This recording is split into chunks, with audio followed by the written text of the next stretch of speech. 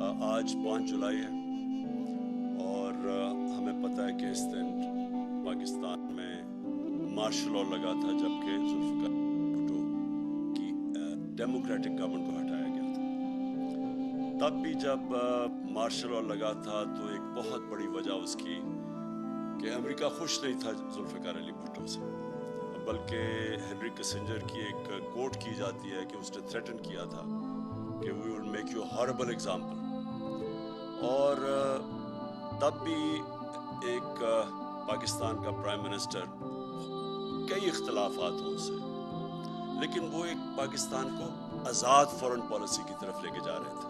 مطلب یہ آزاد foreign policy کا مطلب یہ کہ وہ فورن پالیسی جو اپنی عوام کی بہتری کے لیے ہو، یعنی کسی اور ملک سے کو خوش کرنے کے لیے نہ ہو، اپنی عوام کے کیا فائدے ہیں اس کے لیے فورن پالیسی بنے۔ تو تب بھی ایک بہت بڑا نقصان ہوا پاکستان، کیونکہ جو جمہوری پروسیس تھا وہ جو چل رہا تھا وہ رک گیا۔ مارشل لاء آیا اور اس کے بعد پھر سے شروع ہوا اور ہم نے دیکھا کہ وہ پھر رکا بعد میں جا کے۔ لیکن اب جو ہوا اس میں جو ایک ہی چیز جو تب 77 میں اور اب جو چیز کامن تھی وہ یہ کہ امریکہ خوش نہیں تھا کہ پاکستان ایک آزاد فورن پالیسی بنا لے۔ وہ چاہتے تھے کہ وہی فورن پالیسی ہو کہ حکم ملے، ایک ٹیلی فون کال آئے اور پاکستان ان کی جنگ میں شامل ہو جائے اور 80,000 پاکستانی جانیں ان کے لیے قربان کر دے، اپنے ملک کا بھی نقصان کرے اور آخر میں پھر بجائے ہمارا شکریہ ادا کرنے کے لیے ہمیں یہ کہا جائے کہ جی آپ نے ہماری مدد نہیں کی افغانستان جنگ میں اور ہمیں ہی ذمہ دار ٹھہرایا۔ تو جو اس کا نقصان ہوا، جو ہمارے ملک میں رجیم چینج ہوا، جو انہوں نے یہاں کے میر جعفر اور میر صادق کے ساتھ مل کے جو کہ جیسے ہی انہوں نے جو لوگ ہمارے اوپر مسلط کیے، وہ پاکستان کے ہم سب جانتے ہیں 30 سال سے یہ وہ لوگ ہیں جن کی انٹرنیشنل فیم ہے چوری کی، صرف پاکستان میں نہیں، دنیا کے اخباروں میں ایک کو 10% کہتے تھے آصف زرداری کو۔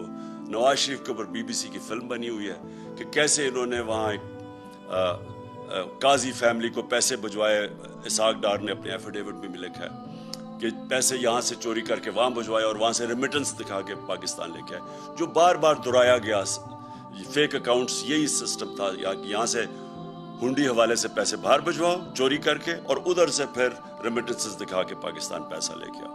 تو اس کے اوپر بھی فلم بنی ہوئی ہے نواز شریف کے اوپر۔ تو یہ وہ لوگ جو پہلے انہوں نے چوری کی، NRO 1 مل گیا، مشرف نے معاف کیا، پھر سے یہ 10 سال آئے، پھر انہوں نے چوری کی، تو وہ جو ان کا مقصد جو ان کو اوپر مسلط کیا تھا، ان کا صرف ہم سب جانتے ہیں کہ مقصد تھا NRO 2 لینا۔ اور انہوں نے NRO 2 کی صرف ان کی جو کوشش 3.5 سال میرے دور میں ہمیں صرف گرانے کی ایک ہی کوشش تھی کہ کسی طرح وہ دوسری دفعہ جو انہوں نے چوری کی تھی وہ بچ جائے۔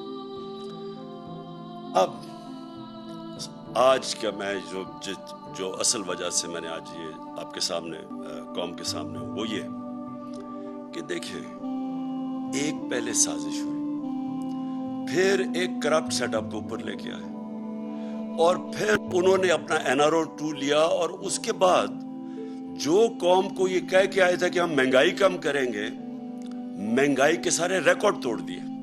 آج ساری قوم جانتی ہے کہ کبھی پاکستان میں اس طرح کی مہنگائی اتنے تھوڑے ٹائم میں نہیں ہوئی، اور یہ صرف 2008 میں یعنی 14 سال پہلے اس طرح کی مہنگائی تھی۔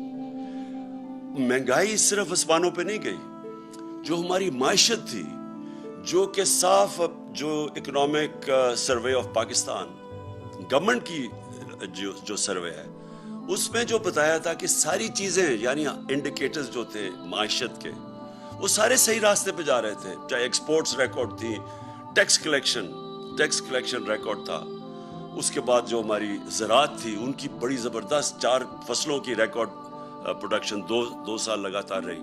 تو ہر چیز جب پازیٹیو پہ جا رہی تھی، جب ہماری IT جو فیوچر ہے پاکستان کا، اس کی جب ہم نے جو ان کو انسینٹیوز دیے وہ بھی 75% 2 سالوں میں ایکسپورٹس بڑھی تھی۔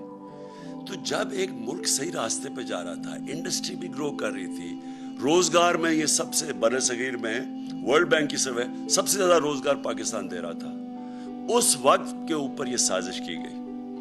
اور پھر جب لوگ پہلے ہی تنگ تھے, پہلے قوم کی خودداری جاگ گئی. قوم نے جب دیکھا تو یہ کوئی بھی نہیں سمجھ رہا تھا کہ اس طرح پبلک سڑکوں کے اوپر نکلے گی. میں سچ بتاؤں, میں بھی نہیں سمجھ رہا تھا اس تعداد میں پبلک نکلے گی. عموماً تو لوگ جب حکومت جاتے ہیں خوشیاں مٹھائیاں بانٹتے ہیں, تو پبلک سڑکوں کے اوپر آ گئی. یہ کوئی بھی جو سازش کرنے والے تھے ان کے ذہن میں بھی نہیں تھا کہ اس طرح پبلک سڑکوں پہ نکلے گی. انہوں نے سمجھا تھوڑی دیر کے بعد یہ پبلک تھک جائے گی, گرمی بہت ہے. اس کے باوجود پبلک مسلسل سڑکوں پہ نکلتی رہی, اور جب بھی ہم نے ان کو دعوت دی, پرامن احتجاج کی, ابھی ہفتے کو قوم نے دیکھا کہ کس طرح پبلک آئی پنڈی اور اسلام آباد کی پریڈ گراؤنڈ میں, اور سارے پاکستان میں لوگ نکلے.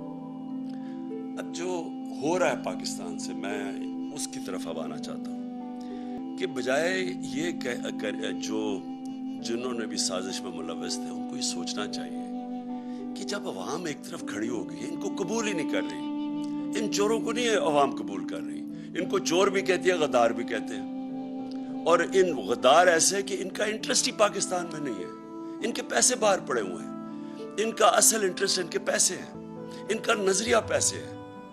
دیکھیں, جب نظریہ پیسہ ہو تو نظریہ پیسے کے لیے یہ ہر چیز قربان کرنے کے لیے تیار ہے. یہ ان کو موقع ملے یہ اسرائیل کو بھی ریکگنائز کریں گے, ان کو موقع ملے یہ کشمیریوں کی قربانیوں کی قبریں کھود کے, یعنی ان کو قربانیوں کو نظر انداز کر کے ہندوستان سے بھی ٹھیک اپنی دوستی کر لیں گے, کیونکہ ان کے پیسے کو جدھر فائدہ ہو. یہ پاکستان میں بیسز بھی دے دیں گے امریکنوں کو, یہ پھر کسی امریکی جنگ میں بھی شامل ہو جائیں گے. یہ روس کا تیل بھی نہیں لیں گے اس لیے کہ کیونکہ امریکہ نہ ناراض ہو جائے, کیونکہ ان کا پیسہ, ان کو خوف یہ ہے کہ باہر جن بینکوں میں اور جن ملکوں میں پیسہ پڑا ہے, اگر وہ ناراض ہو جائے تو ان کا پیسہ خطرے میں چلا جاتا ہے. تو ان کا انٹرسٹ وہ نہیں ہے جو کہ پاکستان کا انٹرسٹ ہے. ان کا نظریہ پاکستان سے کوئی تعلق نہیں ہے, کیونکہ ان کا نظریہ پیسہ ہے. اب قوم ان کو مان نہیں رہی, تو اب ہو کیا رہا ہے پاکستان میں؟ کبھی میں نے پاکستان میں اس طرح کی فیشزم نہیں دیکھی جس طرح کا اس وقت خوف پھیلایا جا رہا ہے. میں نے ایسی کبھی حالات نہیں دیکھے. میں نے سوچا شاید تھوڑی دیر انہوں نے, چلے شروع میں تھوڑا سا انہوں نے ٹی وی کے اور میڈیا کے اوپر زور لگایا, بلیک آؤٹ کر دیا ہمارا. وہ ان کی بدقسمتی کہ سوشل میڈیا اللہ کے فضل سے ایک نئی چیز ہے.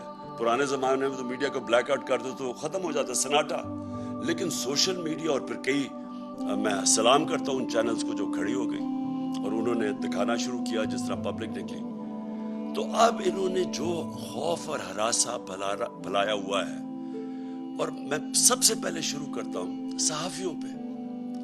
دیکھیں, مارشل لاء کے دنوں میں ہمیں پتہ ہے پرانے زمانے میں تو صرف ایک ٹی وی چینل ہوتی تھی پاکستان پی ٹی وی, تو اس وقت بڑا آسان ہوتا تھا انفارمیشن کو روکنے کے لیے.